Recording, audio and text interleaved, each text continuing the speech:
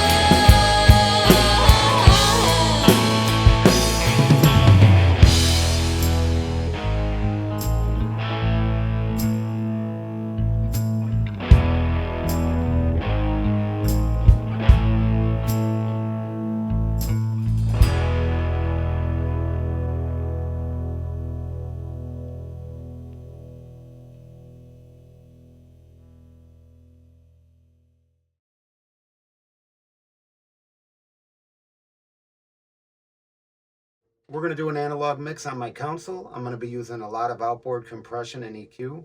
We're going to push the console to get it to cream up. It is going to be mostly analog, meaning we're using outboard gear in the console, but well, I say mostly because I am running the tracks out of Pro Tools through my Burl mothership onto my console. And when I say I'm running the tracks, I am running all the tracks out of Pro Tools onto my console. So let's go over the Pro Tools so we can get that out of the way. And it's very simple.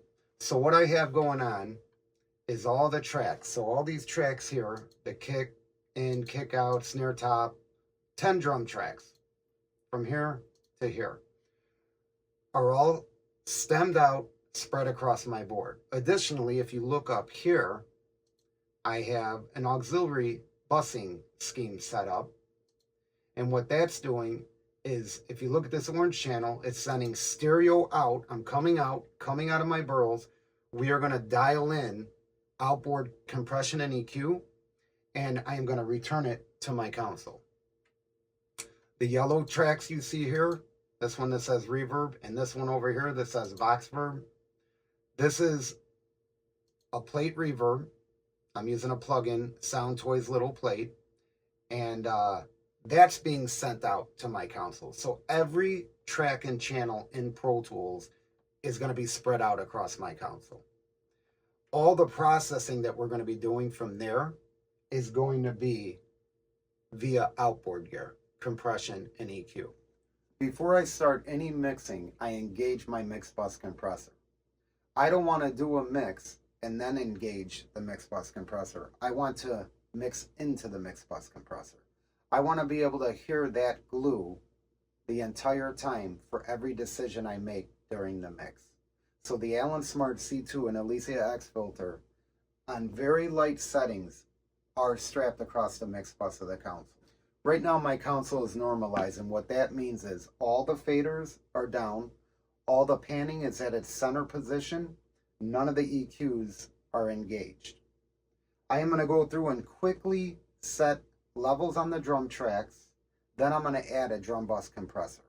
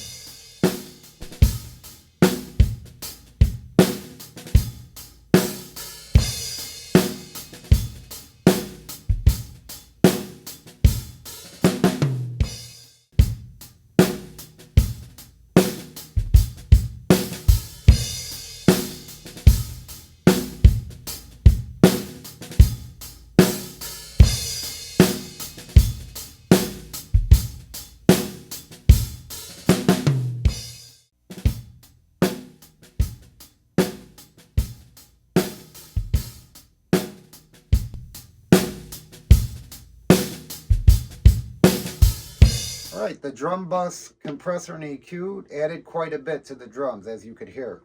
I am going to add 3 compressors to the individual drum tracks. I'm going to start patching them in right now. I am going to add a DBX 160 VU to the kick drum. I'm going to add a distressor to the snare and the Valley People Dynamite to the mono drum room mic.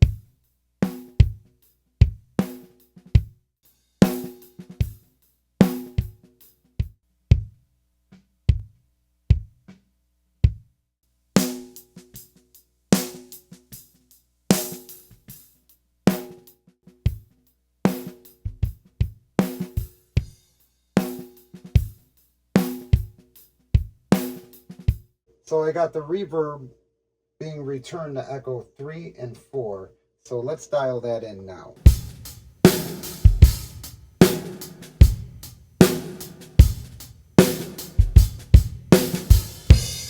Alright, so now we are going to solo the mono drum room mic, and we are going to hit it with the Valley People Dynamite.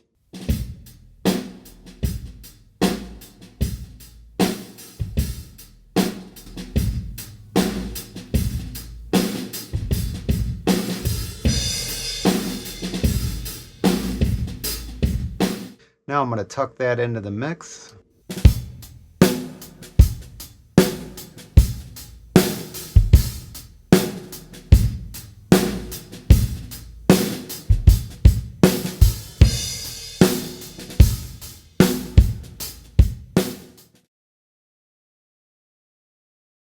Alright, for the bass guitar I patched in 3 items, and what it is I am coming out into the gate stay level. I have that dialed in. The stay level is coming out into an EQ PA. And to control volume, after the EQPA, before I go back into the console, I am going through an API 325 booster card. And I am basically just attenuating. And that sounds like this.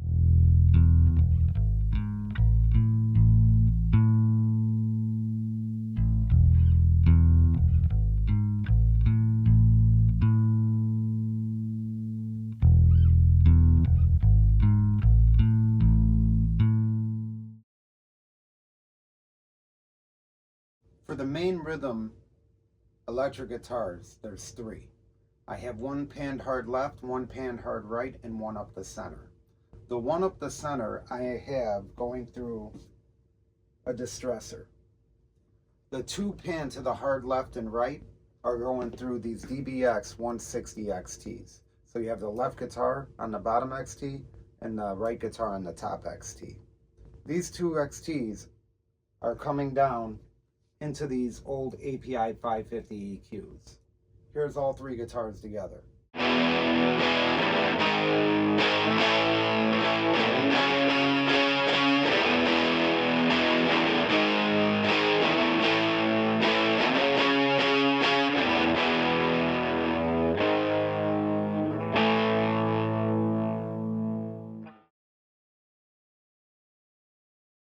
Now there's two clean guitars that I have going on. One's panned about 30% to the left and one's panned about 40% to the right. And those guitars are coming out via the channel insert. So I have the Chandler Germaniums on the guitar pan 30% to the left and 40% to the right. Out of the Chandler Germaniums into a pair of 550B EQs. And then going back into the console.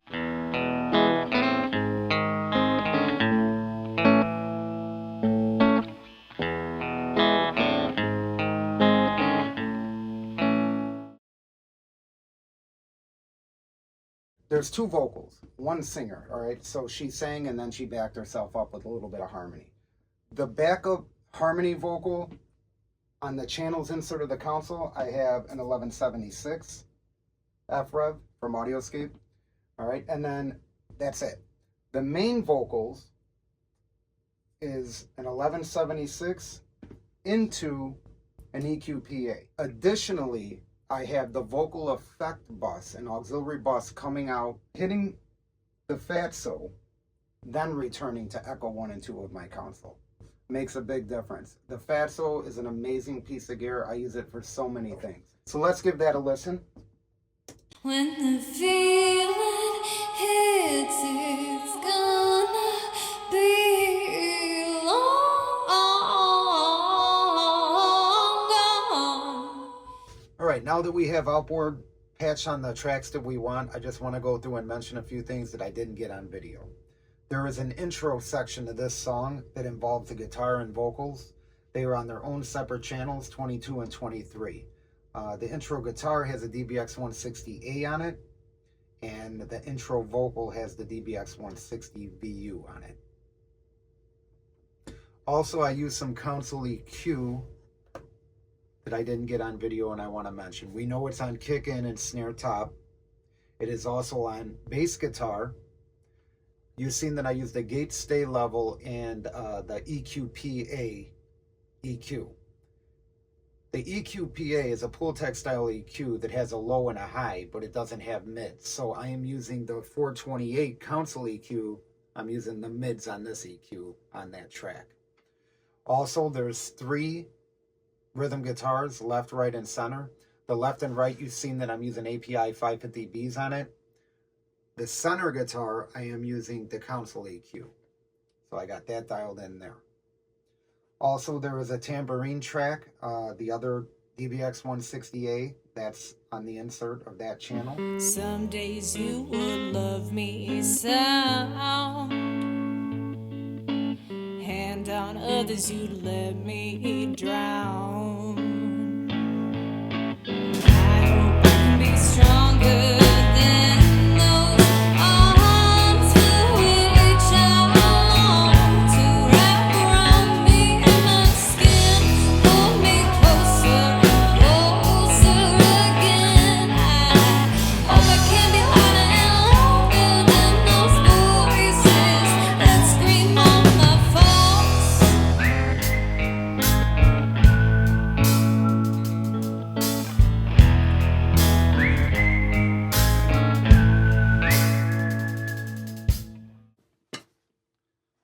was fun. Hope you guys enjoyed it. If you have any questions, reach out. I'm here. You could leave them in the comments. Thanks for watching. I appreciate you guys.